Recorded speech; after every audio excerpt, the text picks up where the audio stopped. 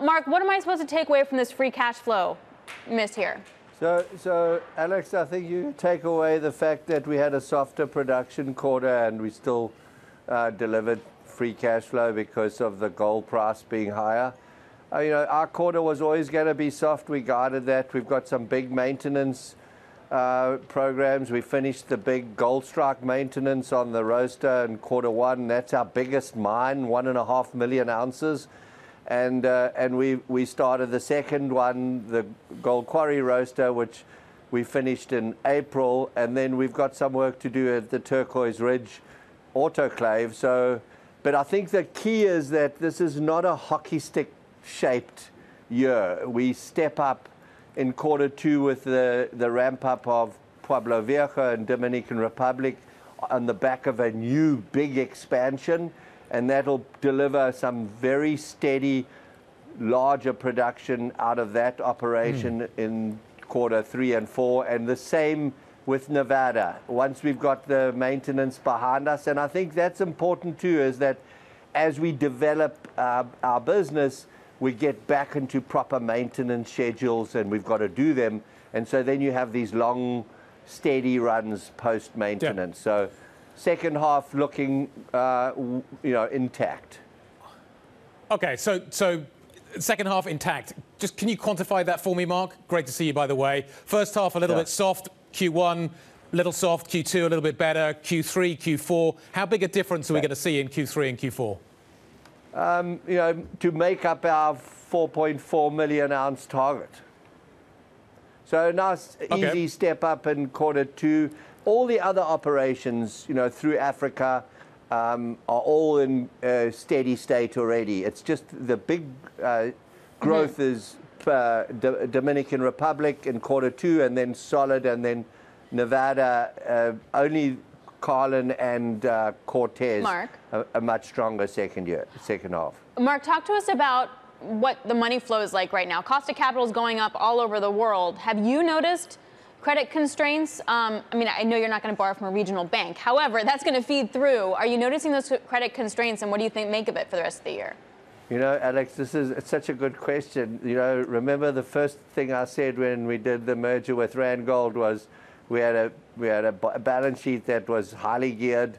We have no net debt to speak about today. So that's important, and particularly if you're going to get the full benefit of gold in a market that's risk on, you need to be have a solid balance sheet, and we certainly have probably the best balance sheet in the industry. Mark, what about your suppliers? Yeah, suppliers, Guy, that's a big challenge. If you look at the world today, it's a very different place than 4 years ago.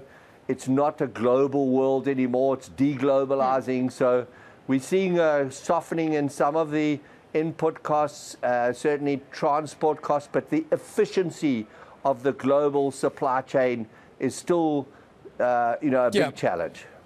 So that doesn't... But just to jump in, sorry, are your suppliers feeling the credit crunch? Yeah, well, in certain parts, like in South America, particularly in Argentina, because this whole crisis has complicated a currency crisis within that country, and so there are some aspects to it. But at the moment, the luxury we have is we've got a strong balance sheet. We can support our suppliers as far as ensuring that we have the working capital within the supply chain to make sure the deliveries arrive. So that feels like maybe a Mark Bristow yes. They are feeling the crunch. So if I can infer that, does this make your cost of doing business on an inflationary level consistently a little bit higher if we're looking at deglobalization and your suppliers having some problems? Yeah, so definitely the cost of doing business is higher and less efficient, particularly on a global basis.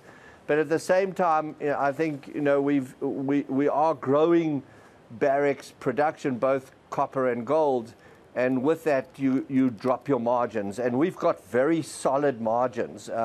You can't work on the all-in sustaining cost or cost of sales for this quarter, but for the year we're bringing that down. The margins are good, and we're building, and again, Alex, as you've seen, our dividend, we've really been disciplined on delivering against our policy, our dividend policy, not being seduced in overpaying dividends. And now we're in good shape. We've got organic growth within our production portfolio. We've got invested a lot in people when other people were just obsessed about dividends. Yeah, well, I mean, I could go a long time with that conversation. Before I let you go, though, as the last question, I'm looking at gold 2013. Tell me what the high is in this cycle. I think it's quite a bit higher. What's quite a bit? Longer. Alix, I've never tried to predict the gold price.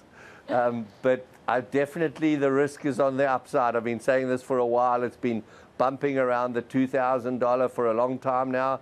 And when you look at the whole debate around banking, global financial systems, it's all a bit of a mess, and everyone's starting to talk about a weaker dollar, and so I think there's lots of upside in the gold price.